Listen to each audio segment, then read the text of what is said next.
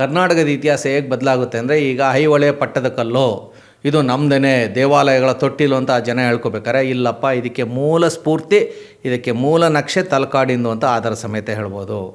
ಈಗ ವಿಜಯನಗರದಲ್ಲಿ ರಾಣಿಯರ ಸ್ನಾನ ಗೃಹ ಅಂತಾರೆ, ಇಲ್ಲ ನಿಮ್ಮ ರಾಣಿ ಅಲ್ಲ ಮೊದಲು ಸ್ನಾನ ಮಾಡಿರೋದು, ನಮ್ಮ ರಾಣಿಯರು ಮಾಡಿದ್ದಾರೆ ನೋಡಿ ಅಂತ ಹೇಳ್ಬೋದು. ಹಾಗೆಯೇ ಬೇರೆ ರಾಜ್ಯಗಳಿಗೂ ಹೋಲಿಕೆ ಮಾಡಿಕೊಂಡು ತಮಿಳ್ನಾಡಿನವರು ನಮ್ಮದೇ ಪುರಾತನವಾದಂಥ ನಾಗರಿಕತೆ ಅಂತ ಹೇಳಿದಾಗ ದಾಖಲೆ ಕೊಡಿ ಅಂತ ಕೇಳಬೇಕು. ಅವ್ರಿಗಿಂತ ನಮ್ಮದು ಪುರಾತನ ದಾಖಲೆ ಇದೆ ಅಂತ ಕೊಟ್ಟಾಗ ನಿಮಗಿಂತ ನಾವು ಇಲ್ಲಿ ಒಂದು ಭೂವಿಕ್ರಮನ ಕಾಲದಲ್ಲಿ ಕರ್ನಾಟಕ ರಾಜ್ಯಕ್ಕೆ ಅಂದರೆ ಆತನ ಗಂಗವಾಡಿ 96,000ಕ್ಕೆ ತಮಿಳುನಾಡಿನಿಂದ ಕೂಲಿ ಕಾರ್ಮಿಕರು ವಲಸೆ ಬಂದರು ಅಂತ ದಾಖಲೆ ಇದೆ, ಶಾಸನ. ಯಾರು? ಕೂಲಿ ಕಾರ್ಮಿಕರು.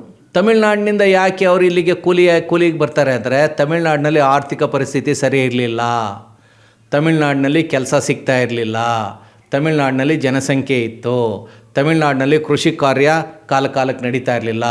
ಸಮೃದ್ಧವಾಗಿ ಕೃಷಿ ಕಾರ್ಯ ನಡೀತಾ ಇದ್ದಿದ್ದು ಕರ್ನಾಟಕದಲ್ಲಿ, ಸಮೃದ್ಧವಾಗಿ ಕೆಲಸಗಳು ಸಿಗ್ತಾ ಇದ್ದಿದ್ದು ಕರ್ನಾಟಕದಲ್ಲಿ, ನೆಮ್ಮದಿಯಾಗಿ ಊಟ ಮಾಡೋದಕ್ಕೆ ಆಹಾರ ಸಿಗ್ತಾ ಇದ್ದಿದ್ದು ಕರ್ನಾಟಕದಲ್ಲಿ ಅಂತ ಕೂಲಿಕಾರರು ಗೊತ್ತಾಗಿದ್ದಕ್ಕೆ ಅವರು ಇಲ್ಲಿ ವಲಸೆ ಬರ್ತಾರೆ. ಅಂದರೆ ತಮಿಳುನಾಡಿನ ಹೊಟ್ಟೆಗಿಲ್ದಿರೋ ಜನರಿಗೆ ಅನ್ನ ಕೊಟ್ಟಂಥ ಶ್ರೇಯಸ್ಸು ಕರ್ನಾಟಕದ್ದು, ತಲಕಾಡಿನ ಗಂಗರದು. ಇದು ಆ ಶಾಸನದಿಂದ ಅಥವಾ ಆ ಕಥೆಯಿಂದ ನಮಗೆ ಗೊತ್ತಾಗುತ್ತೆ.